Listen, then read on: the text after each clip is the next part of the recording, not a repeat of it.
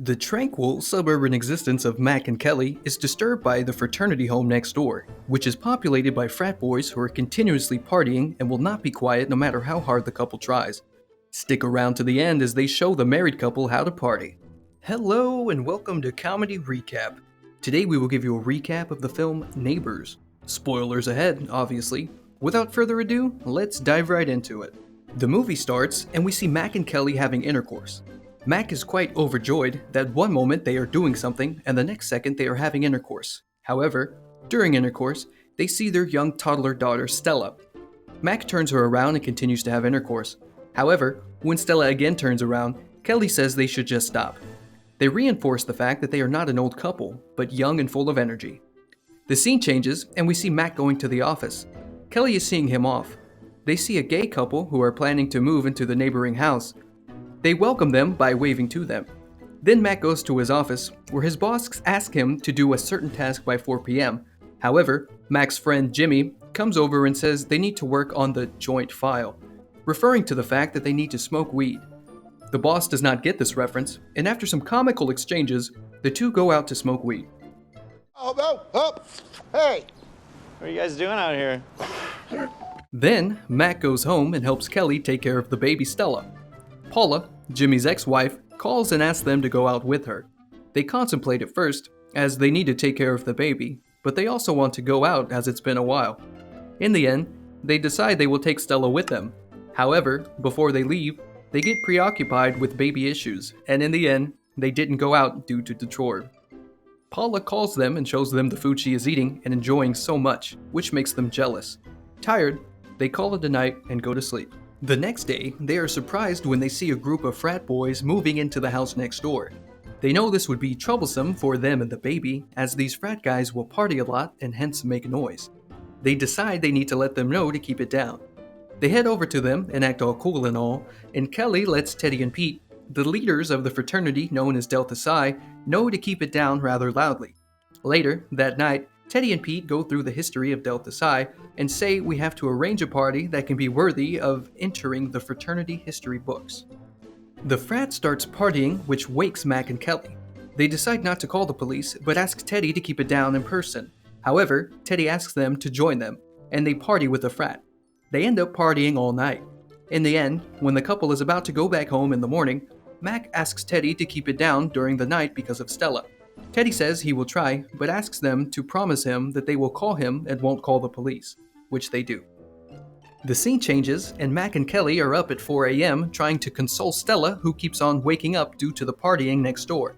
Mac is calling them and asking them to stop, but it isn't working, so they call the cops, thinking the call will go anonymously, but it doesn't work as police have caller's ID and thus knew Mac called. Teddy is disappointed in them as a result. The next day, as revenge, Delta Psi starts teasing Mac and Kelly by ruining their garden and invading their privacy. When the two try to get more neighbors against Delta Psi, they find out that Delta Psi is making bonds in the neighborhood by helping them. In the end, they have no other option than to sell the house, but they cannot as no one will buy a house next to a fraternity. The following afternoon, Mac and Kelly clear the Delta Psi debris from the front lawn. They are horrified to find a condom in Stella's mouth after leaving her on a blanket. Thankfully, she is all right after they bring her to the medical room. Dean Gladstone of Delta Psi's University is contacted by Mac and Kelly, but she is unable to assist them either. Mac and Kelly plan to sabotage the house as the frats don't have that much money to afford it. They break a water pipe which floods the basement. However, Teddy and his boys come up with a brilliant plan of selling their own personal sex toys. With the sales, they manage to repair the basement. However, Kelly has an idea that they will turn the fraternity on each other by putting bros before hoes. With the help of Jimmy and Paula, they successfully manage to put hoes before bros by pushing Brooke, Teddy's girlfriend, to have intercourse with Pete. When Mac helps Teddy see this, Teddy and Pete have a big fight. When they finally break it off, Mac suggests they throw things off the porch, after which the party goes crazy. In the end, they throw a barbecue can out, which hits an old man.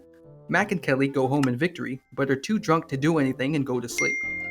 The next day, since Kelly hasn't fed Stella, so her breasts are full of milk. When she tries to feed her, Mac stops her as she has alcohol in her system. In the end, to relieve her pain, Mac milks her. The scene shifts and we see Teddy, Scooney, and Garf in the dean's office. Dean Gladstone lets them know that they are on probation since this is their second strike. Thus, they cannot throw any more parties. Afterward, Tella meets Pete at the job fair and makes amends with him over the whole bros before hoes issues previously. Now that they are on probation, Delta Psi has stopped partying. However, Mac and Kelly want to make sure that they completely end the fraternity. Hence, they meet Ass Juice, who is a member of Delta Psi and is continuously hazed upon and bullied by the rest. They convince him, with money, to wear spy glasses and try to goad Teddy so that he hazes him, and it can be caught on camera by the authorities. When Ass Juice carries on with his plan, it fails, as when Ass Juice goads Teddy, he takes him aside and asks him if everything is okay. His caring attitude shocks everyone, and seeing this, Ass Juice comes clean and tells him everything. He even tells him about the whole broken pipe, and Brooke and Pete's issues was the doing of Mac and Kelly. This infuriates Teddy, and he vows revenge. As a result, they put airbags in different places where Mac would sit. This results in a fight between Mac and Kelly. Kyle! This is safer than the White House! However, in the end, they reconcile. The scene changes, and we see Pete finding Teddy sitting and staring at the Delta Psi wall, where their legendary moment would be hung if it wasn't for the probation. Pete lets him know that this is no big deal, that he can put whatever picture he wants. He then tells him about the serious stuff in life, like careers, etc. Teddy is incensed due to this, and tells him to go screw his girlfriend again. The two argue again over this, and thus Pete leaves. The angry Teddy goes over to Mac and Kelly's house and lets them know that this is the beginning. After he will be gone, there will be more men than Stella will see growing up. This angers the couple, reigniting the rivalry between the two. As a result, with the help of Jimmy's idea, they send in a fake letter from the university which said the probation was over. The plan worked, and Teddy announces a party that night. Mac, Kelly, and Jimmy make calls and spread the word through flyers advertising the party. As a result, the party turns out to be massive as a lot of people are coming. However, seeing this many guests coming in, Teddy becomes suspicious. He finds a flyer and senses something is wrong. He checks the probation letter from the university again and finds that the university logo is in Hebrew rather than Latin. This was Jimmy's way of sending a secret message. It dawns on Teddy that this is a setup, and he quickly ends the party. Mac and Kelly send a police officer, but it is taken care of by Garf. Seeing that their plan is failing, Mac, Kelly, and Jimmy go inside and try to restart the party from the switchboard in Teddy's room. Jimmy distracts Teddy, and Kelly and Mac enter his room. While Mac fights Teddy, Kelly sends a firework into the police officer's car, enraging him and prompting him to call in for backup. On the other hand, Paula managed to restart the party with the help of Scooney. Jimmy comes over to them, throws away Scooney, and declares his love for Paula. They agree to have a baby together. Teddy, seeing this, in the end asks the rest, including Pete, to run away, while he takes all the blame for the party. He is arrested, and Mac and Kelly finally celebrate their win. Make sure to subscribe and turn on notifications so you can watch more videos like this. Thanks for watching.